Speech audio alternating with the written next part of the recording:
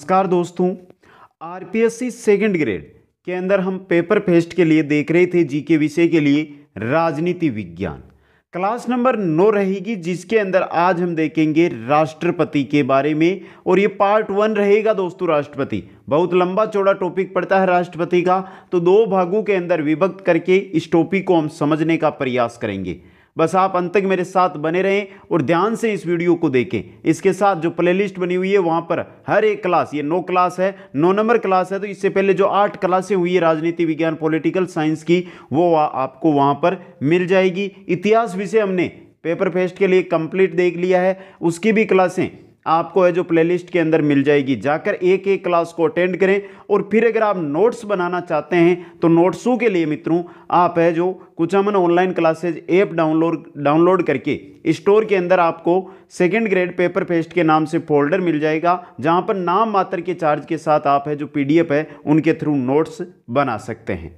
तो चलते हैं दोस्तों आज के इस टॉपिक की ओर। एक बार सभी मित्र है जो वीडियो को लाइक शेयर और जो भी नए साथी है वो चैनल को जरूर सब्सक्राइब करें। तो चलते हैं मित्रों, बात करेंगे हम राष्ट्रपति की। मित्रों जो राष्ट्रपति है इनका जो भी विवरण है वो संविधान के भाग नंबर 5 के अंदर है। मतलब अनुच्छेद 52 से लेकर अनुच्छेद 151 के मध्य आपको राष्ट्रपति के बारे में संपूर्ण प्रावधान मिलेगा। संघ की कार्यपालिका, व्यवस्थापिका व न्यायपालिका की जो शक्ति है वो राष्ट्रपति में निहित होती है, तो इनके बारे में संपूर्ण प्रावधान मिलेगा। अभी कौन से अनुच्छेदों में किनके बारे में बताया गया है वो देख लेते हैं। तो राष्ट्रपति पद का प्रावधान दिया गया है अनुच्छेद 52 से लेकर 62 के मध्य। एक एक अनुच्छेद हम पढ़ेंगे, एक एक अनुच्छेद को हम समझेंगे दोस्तों। उपराष्ट्रपति के बारे में दिया गया है अनुच्छेद 63 से लेकर 70 के मध्य। महान्यायवादी के बारे में दिया गया अनुच्छेद 76 में। मंत्रिपरिषद व प्रधानमंत्री के बारे में अनुच्छेद 74 व अनुच्छेद 75 के अंतर्गत बताया गया। मंत्रिपरिषद अनुच्छेद 74 में है और प्रधानमंत्री है वो अनुच्छेद 75 के अंतर्गत बताया गया है। संसद राष्ट्रपति के बारे में अनुच्छेद 79 से 122 के मध्य बताया गया है दोस्तों, जिसमें राज्यसभा 80 नंबर अनुच्छेद में है, लोकसभा 81 नंबर अनुच्छेद के अंतर्गत वर्णित की गई है दोस्तों। राष्ट्रपति की जो अध्यादेश जारी करने की शक्ति है वो है अनुच्छेद 123 के अंदर। सर्वोच्च न्यायालय के बारे में संपूर्ण जानकारी है वो दी गई है अनुच्छेद 124 से अनुच्छेद 147 में दोस्तों।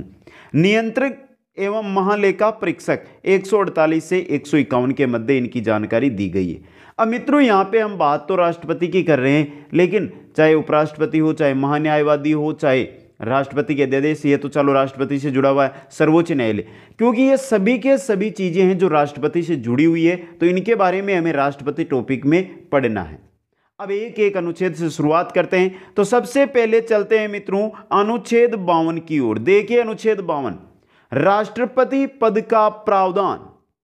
अनुच्छेद 52 क्या कहता है कि राष्ट्रपति, अनुच्छेद 52 में राष्ट्रपति पद का प्रावधान है। यह अनुच्छेद यह कहता है कि भारत का एक राष्ट्रपति होगा।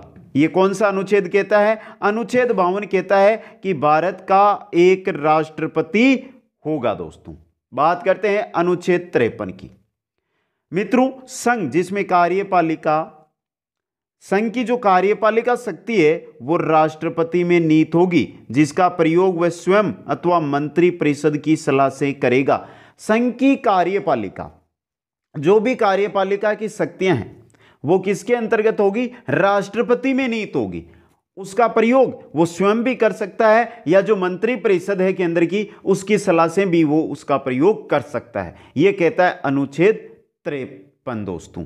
अब मित्रों यहां से एक इंपॉर्टेंट क्वेश्चन बनता है कि राष्ट्रपति की स्वविवेक की शक्तियां, यानी देखिए यहां पे आया स्वयं, तो स्वविवेक की शक्तियां कौन कौन सी है इन्हीं के बारे में हम देख लेते हैं। तो राष्ट्रपति की स्वविवेक की शक्तियां अनुच्छेद 78, अनुच्छेद 143 और अनुच्छेद 111 के अंतर्गत राष्ट्रपति के स्वविवेक की शक्तियां दी गई है। बात करते हैं अनुच्छेद 78 की। मंत्रिपरिषद से शासन की सूचना प्राप्त करने का अधिकार। राष्ट्रपति को अधिकार है कि वो मंत्रिपरिषद से शासन से संबंधी जो सूचनाएं हैं वो प्राप्त कर सकता है। किस अनुच्छेद के द्वारा? अनुच्छेद 78 के द्वारा दोस्तों। बात करें अनुच्छेद 143 की, तो राष्ट्रपति सर्वोच्च न्यायालय से संवैधानिक मामलों में सलाह प्राप्त करने का अधिकार रखता है।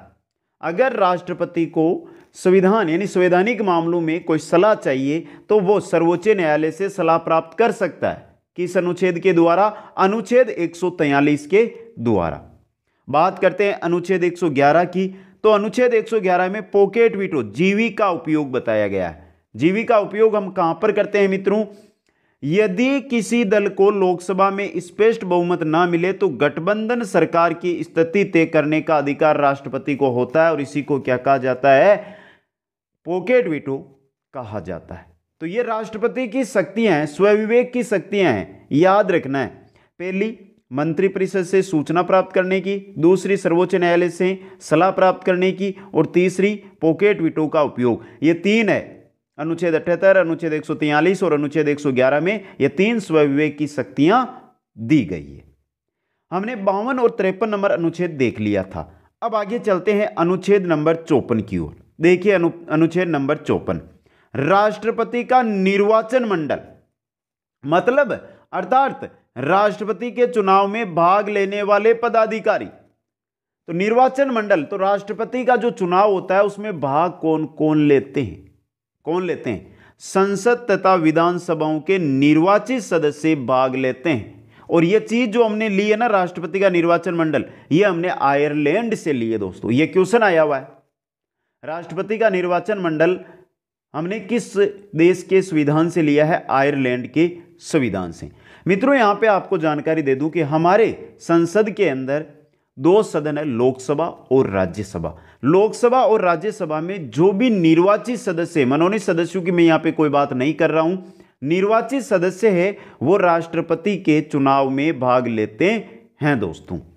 बात करें हम राज्यों की, तो राज्यों के अंदर जो भी निर्वाचित सदस्य यानी एमएलए है, वहां की विधान परिषद के वो सदस्य इसके अंतर्गत भाग लेते हैं। इसके अंतर्गत दो केंद्र शासित प्रदेश है, उनके सदस्य भी भाग लेते हैं। बात करते हैं जम्मू कश्मीर की। जम्मू कश्मीर को राज्य से तोड़ के वहां पे दो केंद्र शासित प्रदेश बना दिए गए। इससे पहले दो केंद्र शासित प्रदेश थे, एक दिल्ली, दूसरा पौंडुचेरी। इन दोनों के सदस्य भी राष्ट्रपति के जो राष्ट्रपति के चुनाव है उसमें भाग लेते थे। इनको जोड़ा गया था 1992 के द्वारा दोस्तों। आगे चलते हैं अनुच्छेद 55 की ओर। बात करते हैं अनुच्छेद 55। तो राष्ट्रपति के निर्वाचन की पद्धति, राष्ट्रपति का जो निर्वाचन होता है वो कौन सी पद्धति से होता है? एकल संक्रमणीय आनुपातिक मत प्रणाली। ये बहुत इंपॉर्टेंट क्वेश्चन बनता है और बहुत एग्जामों में ये क्वेश्चन आया भी हुआ है। सेकंड ग्रेड की बात करें तो सेकंड ग्रेड में भी ये 2 बार पहले पूछा जा चुका है।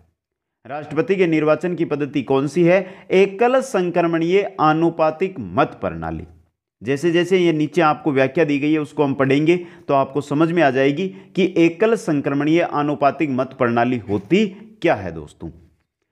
इस प्रणाली में मतों का मूल्य गिना जाता है। यह नहीं है कि एक सांसद ने अगर एक वोट दिया है तो उसका एक ही वोट गिना जाएगा। वोट तो होगा एक, लेकिन उस वोट का जो मत मूल्य है वो अलग होगा।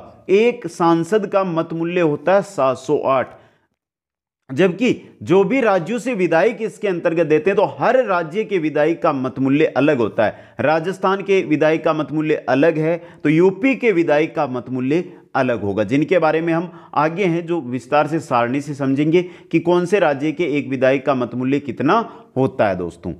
तो मतलब कि जो हमारी एकल संक्रमणीय आनुपातिक मत प्रणाली है इसके अंदर जो मत है उसका मूल्य गिना जाता है तथा इस पद पर उम्मीदवार के नाम के आगे निर्वाचन मंडल के सदस्यों द्वारा अपनी पसंद या वरीयता क्रमांक निर्धारित करना होता है।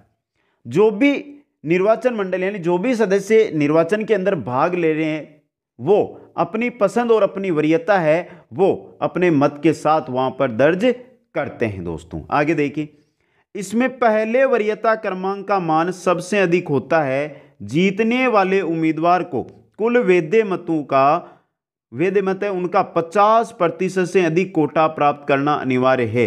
इसे अपेक्षित बहुमत कहा जाता है। अगर जो उम्मीदवार है 50% कोटा प्राप्त कर लेता है, 50% से प्लस में, ये नहीं 50% सही, 50% से अधिक कोटा प्राप्त कर लेता है तो इसको कहा जाता है अपेक्षित बहुमत। और यह क्वेश्चन आया था राष्ट्रपति चुनाव में अपेक्षित बहुमत क्या होता है। जीतने वाला उम्मीदवार को कुल जो वैध मत है उनका 50% कोटा है उससे अधिक अगर प्राप्त होते हैं तो इसको ही कहते हैं अपेक्षित बहुमत। दोस्तों आगे देखिए, यदि कोई अपेक्षित बहुमत प्राप्त नहीं कर पाता है तो सबसे कम पहली वरीयता प्राप्त उम्मीदवार को मतगणना में से बाहर कर दिया जाता है। समझना यहां से जो हमने वरीयता दी है, अगर हमारे सामने 2 है, 3 अगर हमारे सामने राष्ट्रपति के उम्मीदवार है, अब ऐसा क्या होता है यहां पे कि इनको मिल जाता है 40, इनको 40% वोट और इनको मिल जाता है 20% वोट। अब वरीयता की अगर हम बात करें, पसंद या वरीयता की बात करें, तो इनको जो वरीयता दी गई है वो तो दी गई है 45, इनको अगर हम बात करें तो इनको भी दी गई है 40, 40 और 45 85 और इनको दी गई है 15। अब ऐसी स्थिति में क्या किया जाता है, ऐसी स्थिति में जो यहां पर भी हम 45 और यहां पे हम कर लेते हैं मित्रों 35, यहां पे कितने कर लेते हैं 35, यहां पे 35 है, यहां पे ये तो है हमारे वोट और ये है वरीयता। तो यहां पे जो अगर ऐसा होता है कि 50% किसी को नहीं मिला है तो जो सबसे कम वरीयता किसको मिली है, तीसरे को, तो इसको मत से बाहर कर दिया जाता है और फिर इन दोनों के जो मत है इनके आधार पर यानी 45 और 35 जो हमारे मत है 80 मत है, इनका फिर 50% निकाला जाता है। तो ये हमारा क्या प्राप्त कर रहा है, 50% से अधिक मत प्राप्त कर रहा है तो इसको राष्ट्रपति बनाया जाता है। दोस्तों ये तरीका होता है। आगे देखिए दोस्तों, आगे हैं, और उसकी पहली वरीयता को छोड़ते हुए शेष अन्य वरीयता समान अनुपात में अन्य उम्मीदवारों को क्या कर दी जाती है, स्थानांतरित। जो उसकी 15% वरीयता थी ना, वो दोनों जो अलग उम्मीदवार हमने लिए थे ना, उनके अंदर बांट दी जाती है। यह क्रम तब तक चलता रहता है जब किसी उम्मीदवार को अपेक्षित बहुमत प्राप्त ना हो।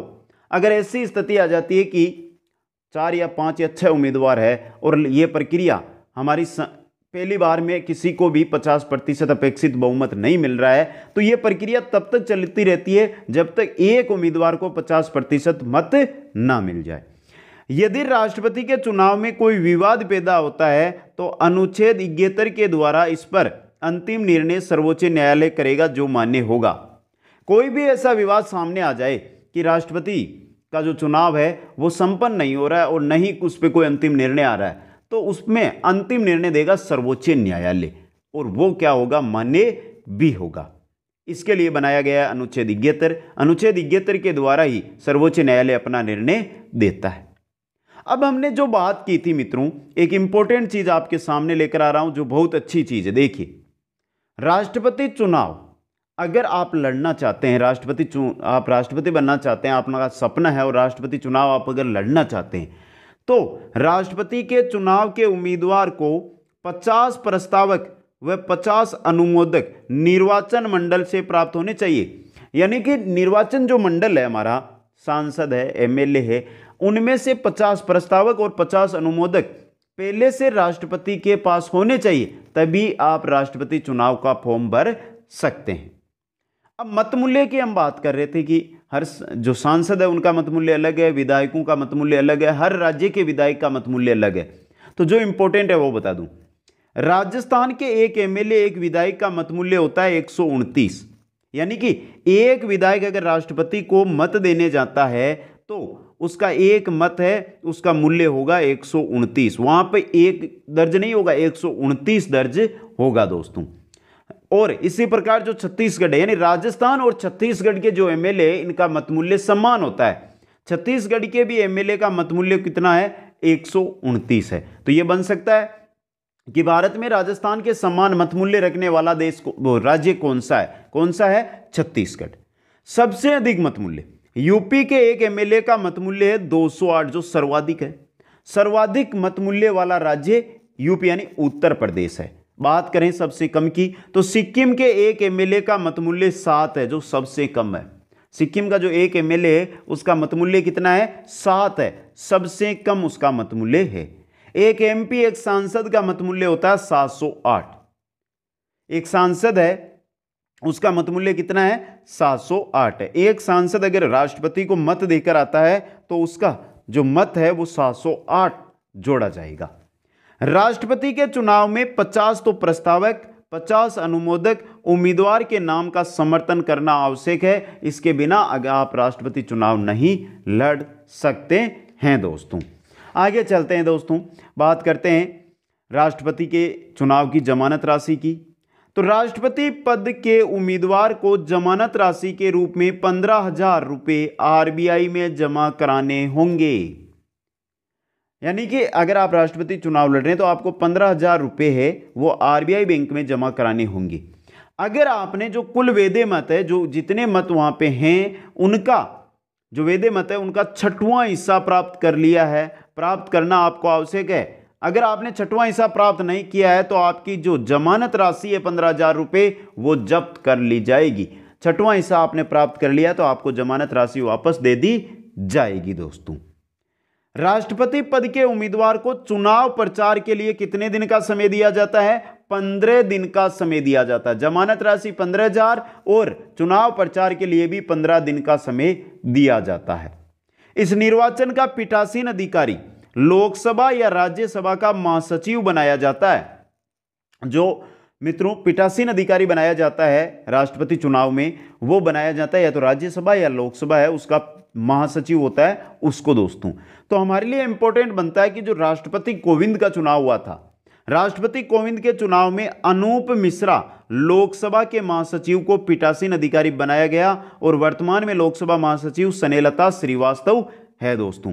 तो आपको याद इतना ही रखना है, ये इंपॉर्टेंट क्वेश्चन बनता है कि राष्ट्रपति कोविंद के चुनाव में पीठासीन अधिकारी बनाए गए किनको? अनूप मिश्रा को दोस्तों।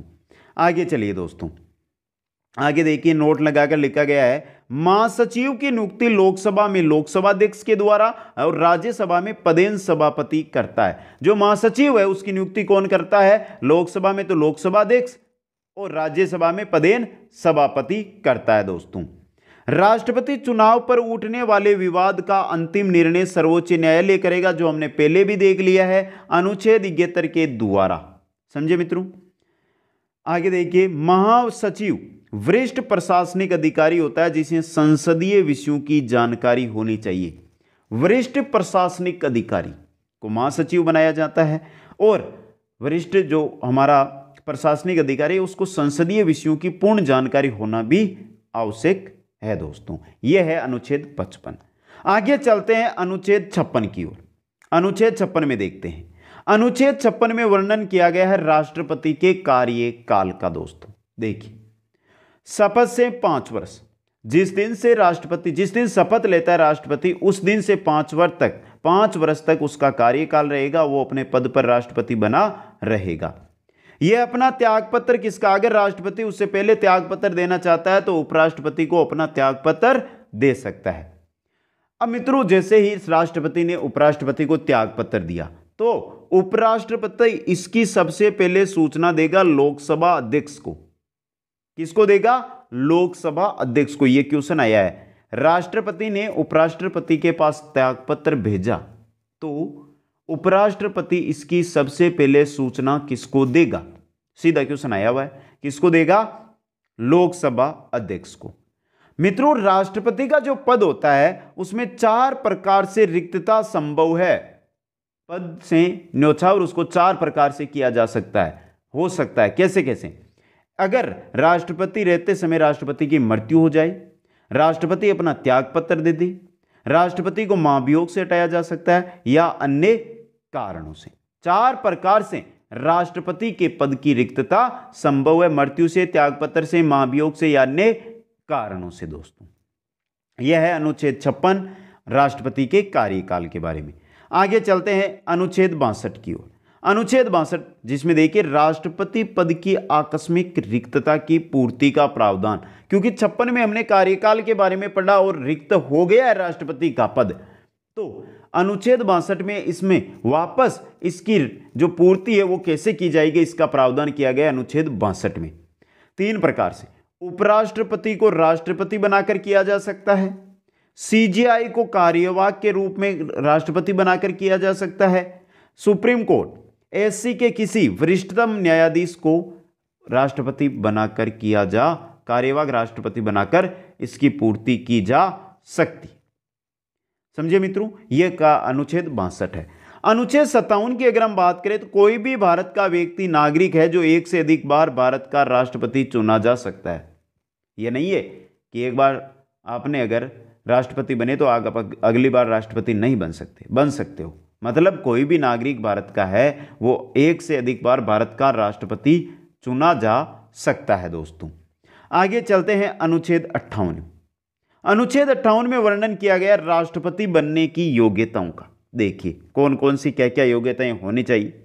पहली है वो भारत का नागरिक हो। जो भी राष्ट्रपति बनना चाहता है, अगर वो चुनाव लड़ना चाहता है तो वो क्या होना चाहिए, भारत का नागरिक होना चाहिए। उसकी न्यूनतम आयु 35 वर्ष या इससे अधिक हो। न्यूनतम आयु यानी उसकी जो उम्र है वो 35 वर्ष या 35 वर्ष से अधिक होनी चाहिए। पागल दिवालिया ना हो, पागल या दिवालिया वो ना होना चाहिए। और किसी भी लाभ के पद पर कार्यरत ना हो। यह नहीं है कि आप सरकारी शिक्षक है और आप राष्ट्रपति बन सकते हैं। आप लाभ के पद पर है तो आप राष्ट्रपति नहीं बन सकते हो।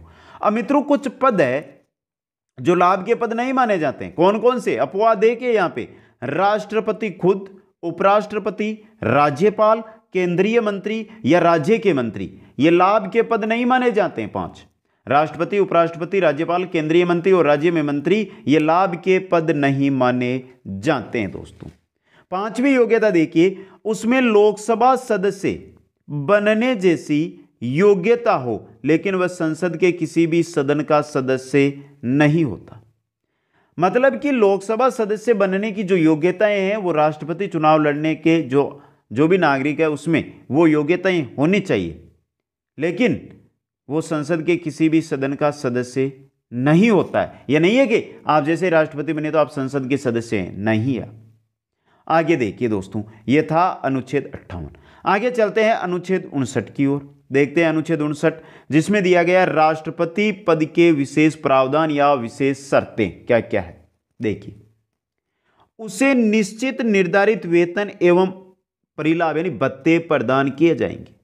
जो संसद तय करेगी, संविधान तय करेगा, उसके अनुसार राष्ट्रपति को वेतन और भत्ते दिए जाएंगे। कार्यकाल के दौरान उनमें अलाभकारी परिवर्तन यानी कटौती संभव नहीं है। जो भी राष्ट्रपति का वेतन और भत्ते हैं उनके अंदर हम कोई कटौती उसके कार्यकाल के दौरान नहीं कर सकते।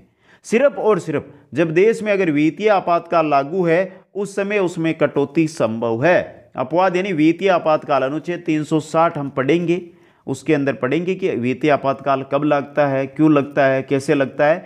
तो अगर देश में वित्तीय आपातकाल है तो राष्ट्रपति के वेतन और भत्तों के अंदर कटौती संभव है। जब भी राष्ट्रपति अपने पद की शपथ ग्रहण करेगा उससे छोटे पद रिक्त समझे जाएंगे। अगर राष्ट्रपति पद की उसने शपथ ग्रहण की और वो केंद्र में मंत्री है तो केंद्रीय मंत्री का जो पद है वो क्या समझा जाएगा, रिक्त उसका समझा जाएगा दोस्तों। यह है राष्ट्रपति पद के शर्तें। आगे बात करते हैं अनुच्छेद 60 के अंदर राष्ट्रपति की शपथ का प्रावधान। देखिए, राष्ट्रपति को शपथ कौन दिलाता है, बहुत इंपॉर्टेंट क्वेश्चन है। मुख्य न्यायाधीश, सीजेआई या वरिष्ठतम न्यायाधीश, सुप्रीम कोर्ट का जो मुख्य न्यायाधीश होता है वो राष्ट्रपति को शपथ दिलाता है। अगर मुख्य न्यायाधीश अनुपस्थित है तो ऐसी स्थिति में जो वरिष्ठतम न्यायाधीश है वो राष्ट्रपति को शपथ दिलाता है। मित्रों, राष्ट्रपति केवल पद की शपथ ग्रहण करता है और उस पर अपने हस्ताक्षर करता है ईश्वर को साक्षी मानते हुए।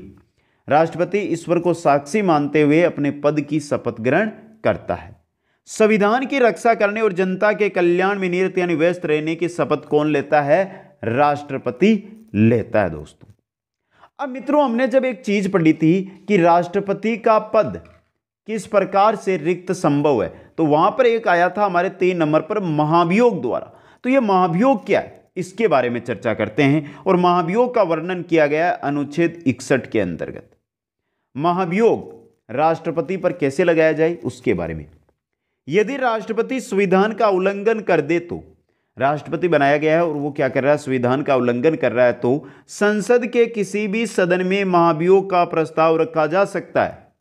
राज्यसभा और लोकसभा कोई सा भी सदन हो उसके अंदर महाभियोग का जो प्रस्ताव है राष्ट्रपति के विरुद्ध लाया जा सकता है, संबंधित सदन के पीठासीन अधिकारी की अनुमति के बाद। यानी कि चाहे लोकसभा हो चाहे राज्यसभा, लोकसभा है तो लोकसभा अध्यक्ष या राज्यसभा तो पदेन सभापति है, उनकी अनुमति के बाद 1/4 सदस्यों के बहुमत से, जो लोकसभा और राज्यसभा में जो सदस्य हैं, अगर राज्यसभा में ला रहे हो तो राज्यसभा के सदस्य, लोकसभा में ला रहे हो तो लोकसभा के सदस्य, उनका 1/4 सदस्यों की अनुमति यानी उसका बहुमत उससे पहले से उस महाभियोग को प्राप्त होना चाहिए, उसी के बाद आप उसको सदन में ला सकते हैं।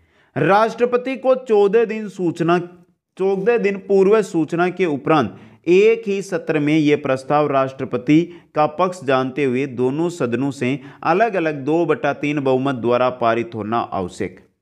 मतलब जब आप ये प्रस्ताव लाना चाहते हैं तो उससे 14 दिन पहले आपको राष्ट्रपति को सूचित करना होगा, आपको पीठासीन अधिकारी की अनुमति लेनी होगी, सदन के 1/4 सदस्यों का बहुमत आपको प्राप्त होना होगा, और जो एक सत्र हमारा होता है संसद का, उसके अंदर लोकसभा और राज्यसभा दोनों सदनों से 2/3 सदस्यों का बहुमत वहां पर प्राप्त होना चाहिए।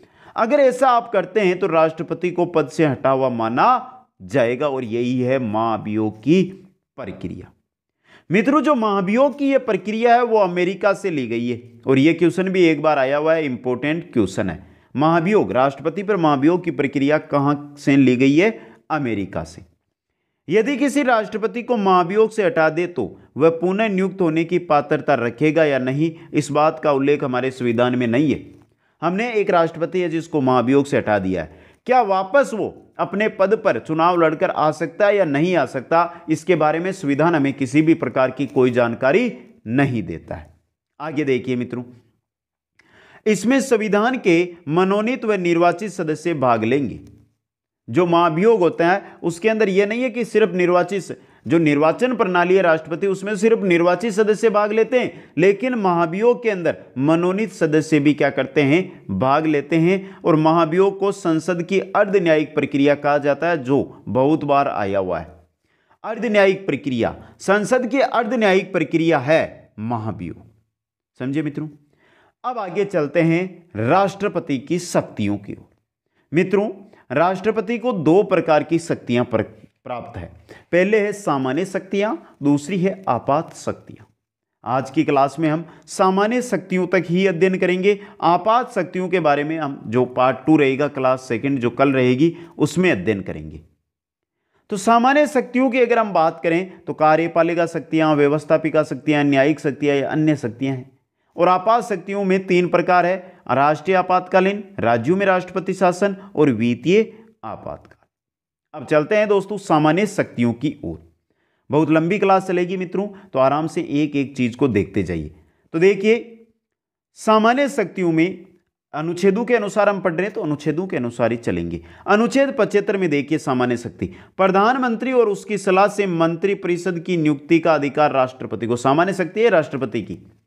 प्रधानमंत्री और उसकी सलाह से, प्रधानमंत्री की सलाह से जो मंत्रिपरिषद है उसकी जो नियुक्ति है वो कौन करता है? राष्ट्रपति करता है। तो याद रखना, प्रधानमंत्री की नियुक्ति कौन करता है? राष्ट्रपति करता है। इंपॉर्टेंट क्वेश्चन है। कोई भी मंत्री हो उसकी भी नियुक्ति, केंद्रीय मंत्री, उसकी भी नियुक्ति कौन करता है? राष्ट्रपति करता है दोस्तों। यह है अनुच्छेद 75। बात करते हैं अनुच्छेद 76 की। अनुच्छेद 76 देखिए मित्रों, महान्यायवादी अटॉर्नी जनरल की नियुक्ति, एजी की नियुक्ति के बारे में बताया गया है अनुच्छेद 76 में, जिसकी नियुक्ति भी राष्ट्रपति के द्वारा की जाती है। बात करें महान्यायवादी एजी की नियुक्ति यानी इसकी शपथ कौन दिलाता है? तो राष्ट्रपति दिलाता है। एजी का कार्यकाल वैसे तो राष्ट्रपति के प्रसाद पर्यंत है, लेकिन 5 वर्ष माना गया है। राष्ट्रपति जब चाहे तब इसको अपने पद से हटा सकता है।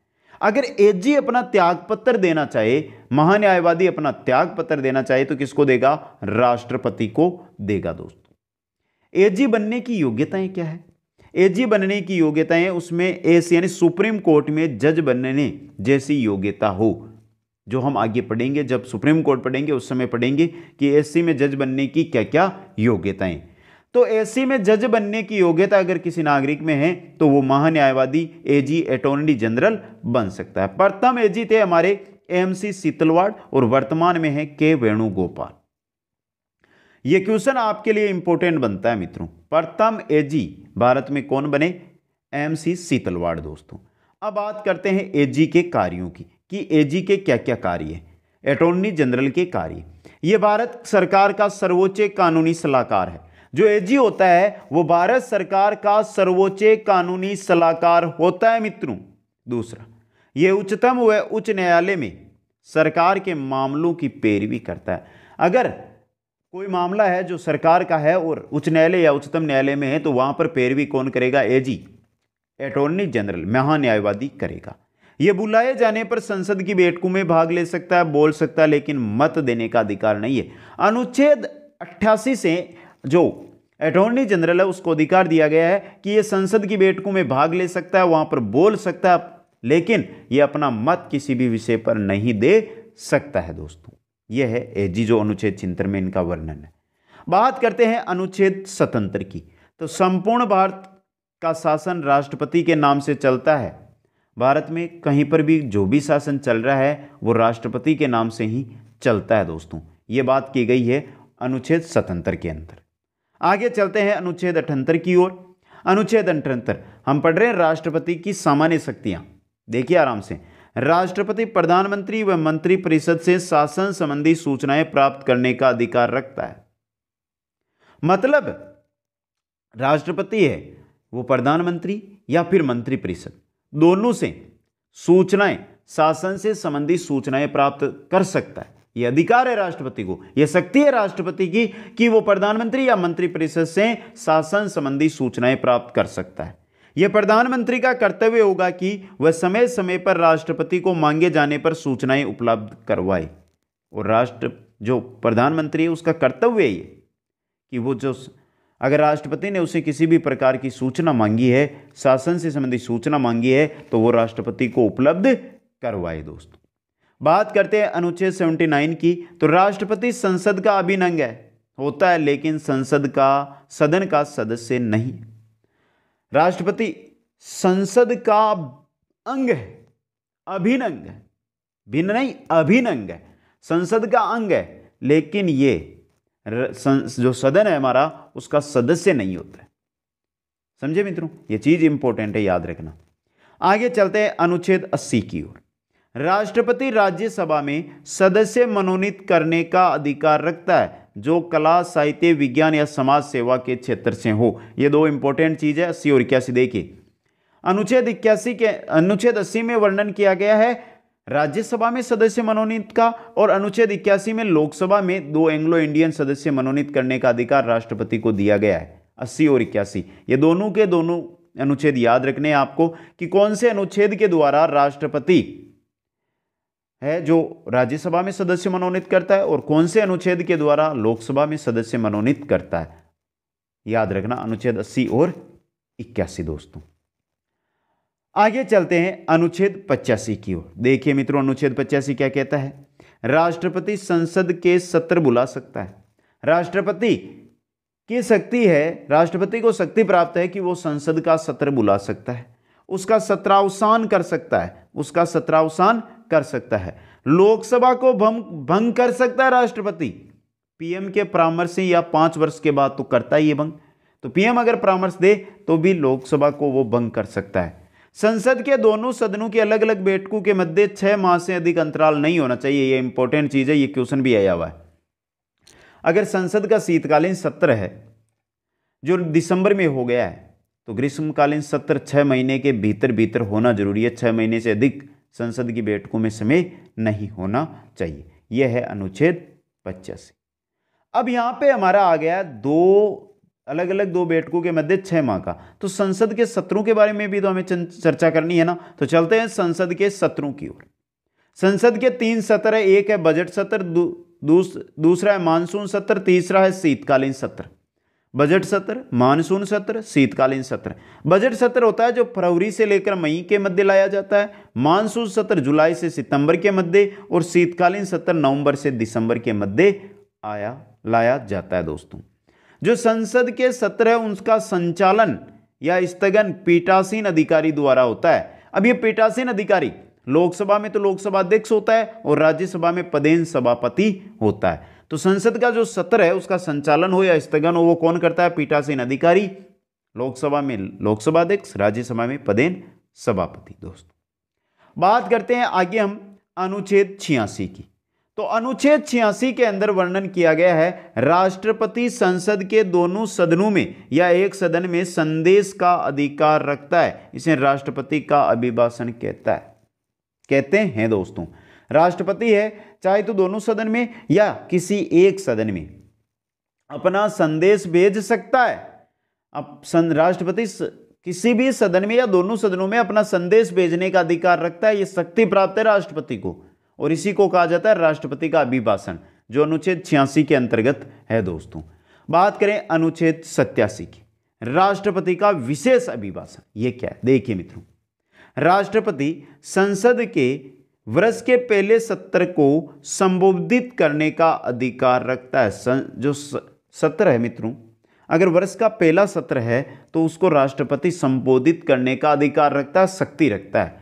तथा इस अनुच्छेद में इसका विशेष अभिभाषण सम्मिलित है जिसे केंद्रीय मंत्री परिषद तैयार करता है, जिसकी शुरुआत मेरी सरकार शब्द से होती है। ये क्वेश्चन है, इंपॉर्टेंट क्वेश्चन है मित्रों, अभी बता रहा हूं, इंपॉर्टेंट मित्रों। जो राष्ट्रपति का विशेष अभिभाषण है, यह जो संसद है उसका जो पहला सत्र होता है वर्ष का, उसके में होता है। और जो ये अभिभाषण होता है ये केंद्रीय मंत्री परिषद के द्वारा तैयार किया जाता है। और जो ये अभिभाषण होता है इसकी जब शुरुआत करता है राष्ट्रपति तो मेरी सरकार शब्द से करता है। दोस्तों याद रखना। आगे चलते हैं मित्रों, अनुच्छेद 108 की दौर। अनुच्छेद 108 क्या कहता है? संयुक्त अधिवेशन राष्ट्रपति बुलाता है। संयुक्त अधिवेशन के बारे में है। संयुक्त अधिवेशन कौन बुलाता है? राष्ट्रपति। अध्यक्षता, इसकी अध्यक्षता लोकसभा अध्यक्ष या उपाध्यक्ष या 10 सदस्यीय पैनल बनाया जाता है जिसमें से कोई एक व्यक्ति कर सकता है, या राज्यसभा का उपसभापति भी इसकी अध्यक्षता कर सकता है। किसकी? संयुक्त अधिवेशन की। बुलाया राष्ट्रपति के द्वारा जाता है, लेकिन अध्यक्षता राष्ट्रपति इसकी नहीं करता है संयुक्त अधिवेशन की। देखिए मित्रों, संयुक्त अधिवेशन से बुलाए गए पारित विधेयक पर राष्ट्रपति अनुमति देने के लिए बाध्य होगा। अगर राष्ट्रपति ने संयुक्त अधिवेशन किसी कारणवश बुलाया और कोई विधेयक पारित किया है तो उस पर राष्ट्रपति को अपनी सहमति देनी ही होगी।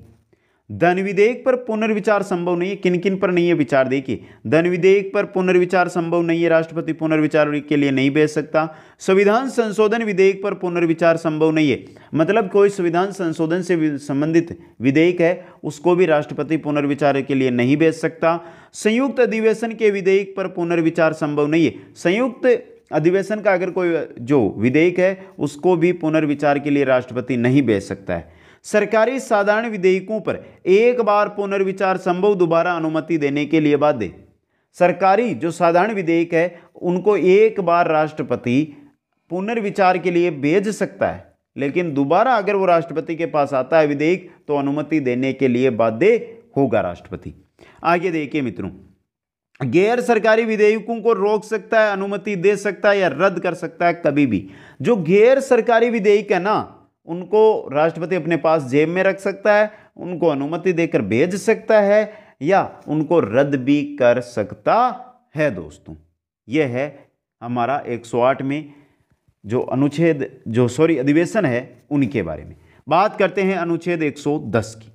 अनुच्छेद 110, राष्ट्रपति को धन विधेयक को पूर्व अनुमति देने का अधिकार है। राष्ट्रपति है, अगर उसके पास धन विधेयक की पूर्व अनुमति आती है तो राष्ट्रपति का अधिकार होगा, शक्ति है कि वो उसको पहले क्या दे? अनुमति दे, उसके बाद धन विधेयक प्रस्तुत किया जाता है। आगे चलते हैं 110 से 111 की ओर।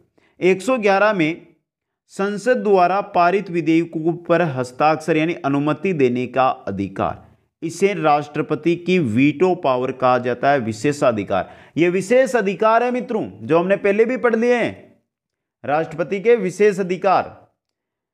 तो अगर कोई संसद के द्वारा पारित विधेयक है वो राष्ट्रपति के पास अनुमति के लिए जाता है तो इन पर राष्ट्रपति अपनी अनुमति देता है नहीं देता है, यह राष्ट्रपति की शक्ति है, इसको ही वीटो पावर कहा जाता है, यही विशेषाधिकार है। सामान्यतः राष्ट्रपति के पास 3 प्रकार के वीटो होते हैं। कौन कौन से? अत्यंतिक यानी पूर्ण वीटो, निलंबनकारी वीटो या जेवी पॉकेट वीटो दोस्त, इनके बारे में देखते हैं। तो देखिए मित्रों, जो अत्यंतिक यानी पूर्ण वीटो है उसमें क्या है, गैर सरकारी विधेयकों पर अनुमति दे सकता है, रोक सकता है या पुनर्विचार या कितनी ही बार पुनर्विचार के लिए। जो गैर सरकारी विधेयक है ना, उनको राष्ट्रपति अनुमति दे सकता है, रोक सकता है और एक नहीं एक से अधिक बार पुनर्विचार के लिए भी उनको भेज सकता है। यह है अत्यंतिक यानी पूर्ण वीटो। दूसरा है निलंबनकारी वीटो। सरकारी साधारण विधेयक पर एक बार पुनर्विचार राष्ट्रपति कर सकता है, दोबारा आने पर अनुमति देने के लिए बाध्य।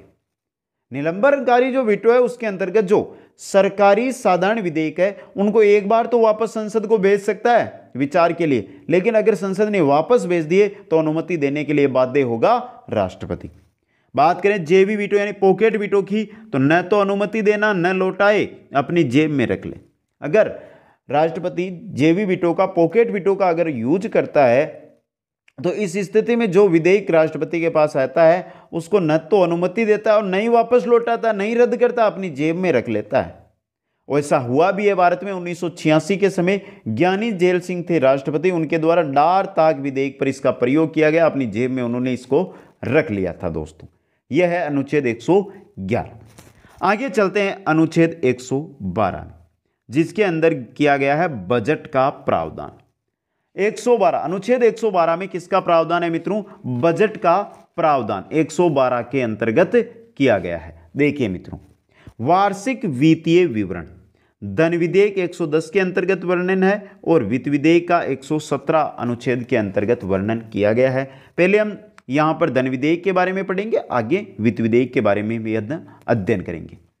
मित्रों, वित्त मंत्री राष्ट्रपति की अनुमति से बजट बनाता है, यह हमने पहले भी देख लिया है। मतलब जब राष्ट्रपति अनुमति दे देता है तभी वित्त मंत्री है बजट बनाता है, जिसमें धन विधेयक एक प्रकार का है, प्रमाणित किया जाता है लोकसभा अध्यक्ष के द्वारा और पूर्व अनुमति राष्ट्रपति के द्वारा दी जाती है।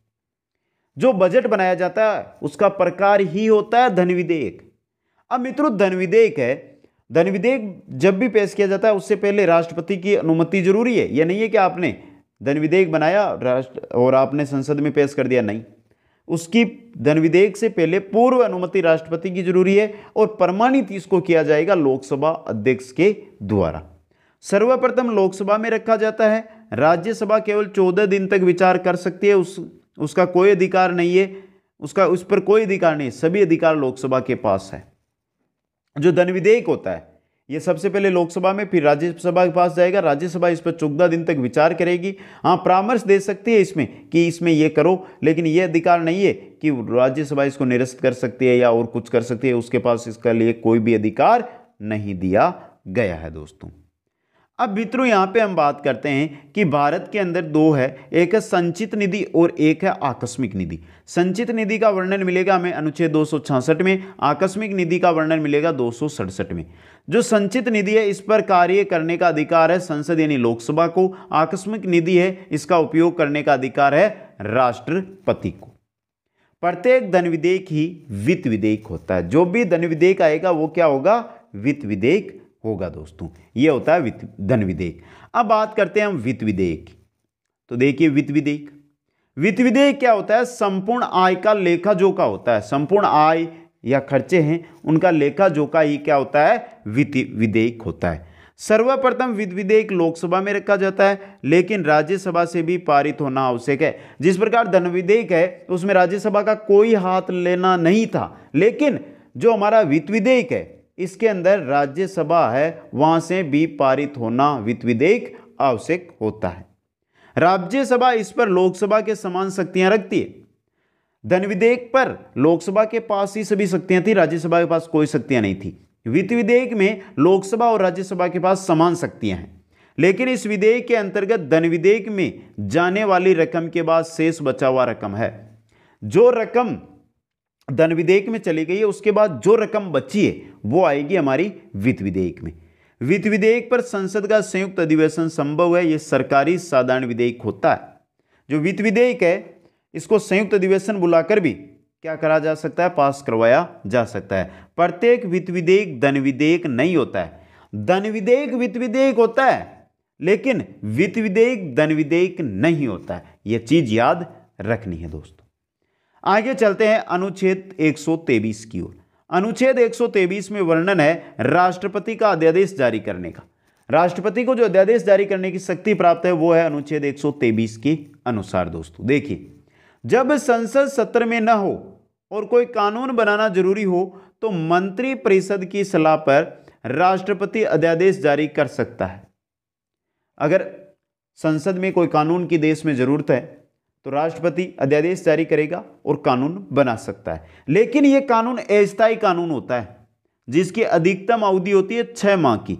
यह 6 सप्ताह क्या चीज है, ये यहां पे देखिए, संसद के अगले सत्र में आने के 6 सप्ताह तक, मतलब जो भी कानून इसके द्वारा बनाया गया है उसके 6 महीने के भीतर भीतर संसद के द्वारा उसे अनुमति दी जानी चाहिए और संसद में उसको बहुमत प्राप्त करना चाहिए।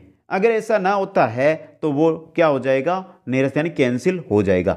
और जैसे ही संसद सत्र में आती है, संसद सत्र लेकर आती है और 6 सप्ताह तक उस जो हमने यहाँ पे कानून बनाया उस पर चर्चा ही नहीं करती है तो भी वो कानून वहां से हट जाएगा। दोस्तों, मंत्रिपरिषद की सलाह पर राष्ट्रपति इसे समय से पूर्व भी वापस ले सकता है। यह नहीं है कि ये कानून है जो लगा रहेगा। हाँ, महीने भर के बाद अगर मंत्रिपरिषद सलाह दे राष्ट्रपति को कि इस कानून को हटा लें तो राष्ट्रपति इसको हटा सकते हैं। यदि संसद इसे स्थायी कानून में बदल दे तो यह आगे तक लागू रहेगा, अन्यथा इस अवधि के बाद यह स्वतः ही समाप्त हो जाएगा।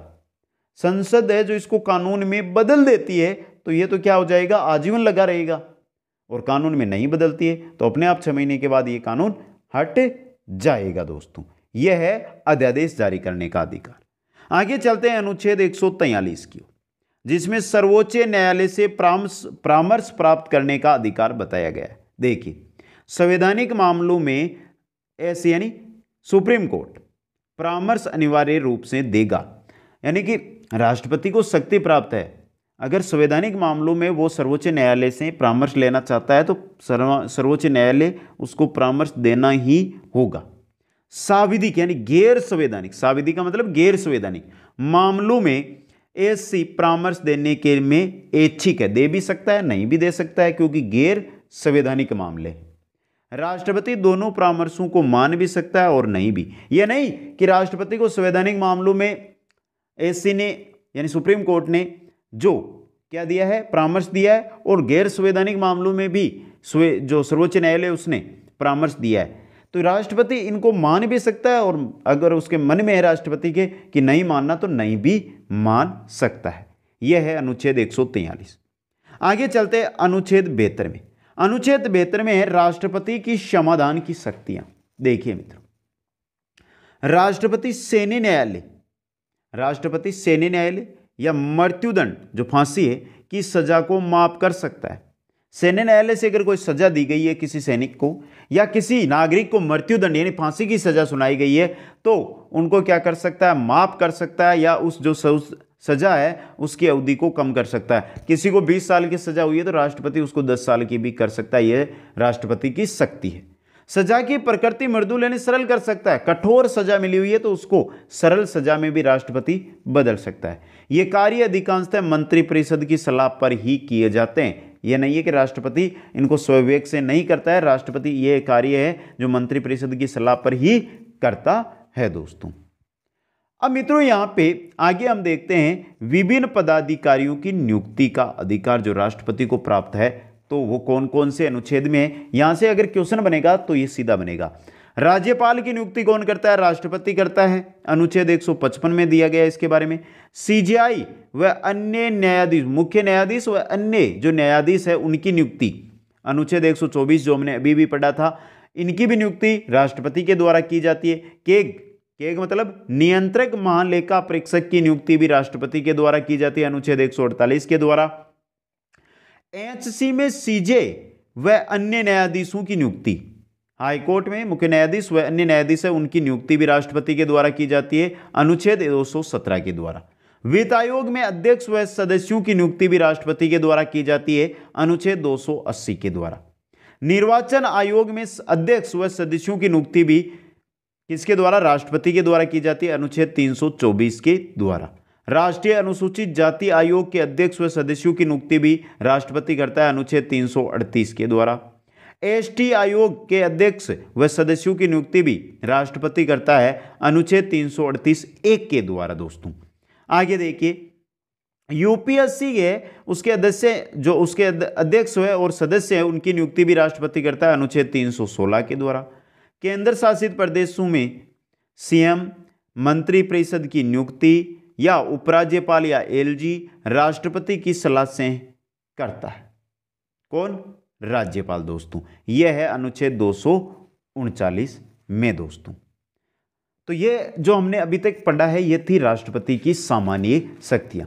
नेक्स्ट हमारी क्लास लेकर आएंगे, उसके अंदर हम देखेंगे राष्ट्रपति की आपातकालीन शक्तियां और अब से लेकर हमारे देश में बने राष्ट्रपतियों के बारे में, उनके कार्यकाल के बारे में। दोस्तों लेकिन मित्रों एक बार कमेंट करके बता दो आज की क्लास आपको कैसी लगी।